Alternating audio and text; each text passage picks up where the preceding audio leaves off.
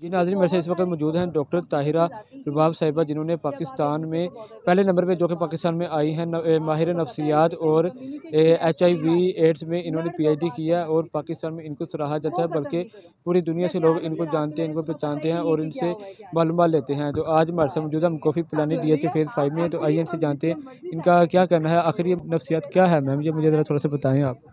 नफ्सियात basically एक ऐसा इल्म है जो कि इंसान को इंसान के बारे में समझने में मदद करता है। उसके रवैयों के बारे में, उसके ज़िंदगी के लाइफ़स्टाइल के बारे में, उसकी पर्सनैलिटी के बारे में। नफ्सियात हमें हेल्प करती है कि हम समझ सकें इंसानों के बारे में।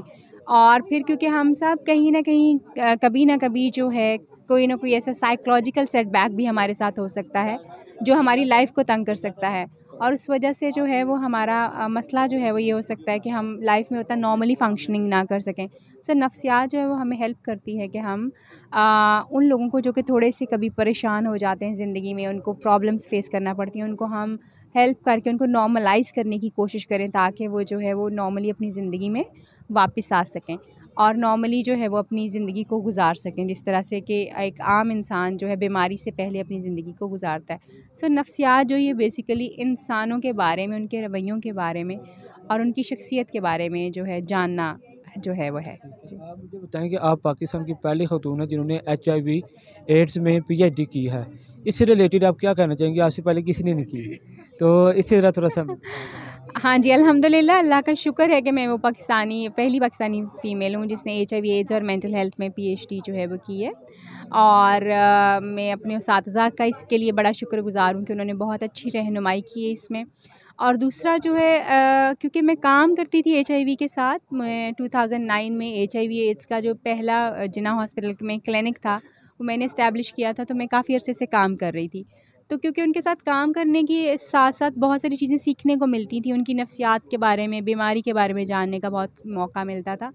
तो तब से मैं आई वाज़ थिंकिंग कि मैं जो है वो HIV और एड्स के ऊपर जो है PhD करूँ।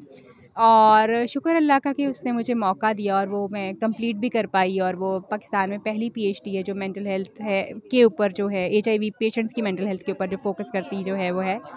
और इससे जो है बहुत ज़्यादा लोग जो हैं वो ऑफ़ कोर्स क्योंकि उसमें हमने मेंटल हेल्थ की असेसमेंट के लिए जो है वो हमने टूल्स बनाए हैं, जिसमें उनकी मेंटल हेल्थ को हम देख सकते हैं कि किस तरह की मेंटल हेल्थ जो है प्रॉब्लम्स HIV एड्स के पेशेंट्स जो है फेस करते हैं, और आने वाले लोग जो हैं उससे फ़ायदा भी उठा सकते हैं। अच्छा, मुझे आप ये बताएँ कि जैसे लोग डिप्रेशन में आ जाते हैं, परेशान हो जाते हैं, उनको आप कैसे ट्रीट करती हैं? डिप्रेशन में जो लोग आ जाते हैं उनको ट्रीट करने का असल में तो सबसे पहले जो नफ्सियात में चीज़ समझने की होती है वो ये होती है कि कौन सी किस किस्म का मसला जो है वो किसी भी इंसान को दरपेश है, क्योंकि हर इंसान को एक ही जैसा मसला जो है वो दरपेश नहीं होता, मुख्तलिफ लोगों को मुख्तलिफ किस्म के मसले दरपेश होते हैं। डिप्रेशन भी मुख्तलिफ किस्म का होता है लोगों को। सबसे पहले तो ये समझा जाता है कि डिप्रेशन की नौयत क्या है, किस तरह का है, फिर उसके मुताबिक जो है उनको जो है वो हेल्प किया जाता है अकॉर्डिंग टू देयर प्रॉब्लम, कि वो अपनी ज़िंदगी में नॉर्मल हो जाएँ। साइकोथेरेपी से, काउंसलिंग से, और समटाइम्स फिर जो साइकियाट्रिस्ट हैं वो दवाइयाँ देके लोगों को जो है हेल्प करने की कोशिश करते हैं। जी। ठीक है। अच्छा, आज जैसा कि चाँद रात है, ठीक है, आपने माशाल्लाह बहुत अच्छा सेटअप लगाया है, मेहंदी भी लगी हुई है, म्यूज़िक भी हो रहा है। कल का दिन हमें कैसा गुज़ारना चाहिए? कल ईद है। ईद का दिन मैं कहती हूँ अल्लाह ताला को याद करके गुज़ारना चाहिए और उसका शुक्र अदा करना चाहिए कि उसने हमारी ज़िंदगी में माह रमज़ान जो है वो दिया है। ये ईद माह रमज़ान के बाद इंसानों के लिए और मुसलमानों के लिए ख़ास तौर पे एक तोहफ़ा है, शुक्रगुज़ारी का एक और अंदाज़ है। तो इसको बड़े पुरजोश अंदाज़ में मनाना चाहिए।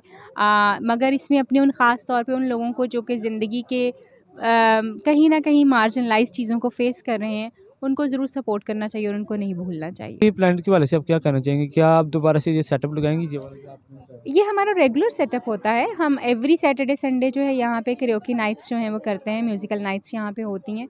और उसमें ख़ास तौर पे वो लोग जो हैं वो यहाँ पे आते हैं जो कि चाहते हैं कि वो अपना सेल्फ एक्सप्रेशन दे सकें, जिनको म्यूज़िक से लगाव है, पोएट्री से लगाव है, या जिनको जो है वो थोड़ा अपने कॉन्फिडेंस को बूस्ट करना चाहते हैं, सोशलाइज़ करना चाहते हैं। और बहुत अच्छे लोग यहाँ पे जो आते हैं, बिल्कुल माइंड वगैरह को फ्रेश करने के लिए, क्योंकि पाकिस्तान में और ख़ास तौर पे लाहौर में ऐसे बहुत कम एवेन्यूज़ हैं जहाँ पे लोग इकट्ठे हो सकें, सोशलाइज़ कर सकें, अपना सेल्फ एक्सप्रेशन जो है वो दे सकें।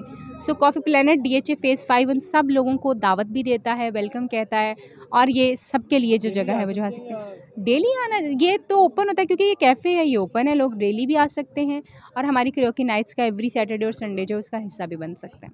जी जी नाज़रीन, इसी के साथ अपने मेज़बान सामों को इजाज़त दीजिए। अल्लाह हाफ़िज़।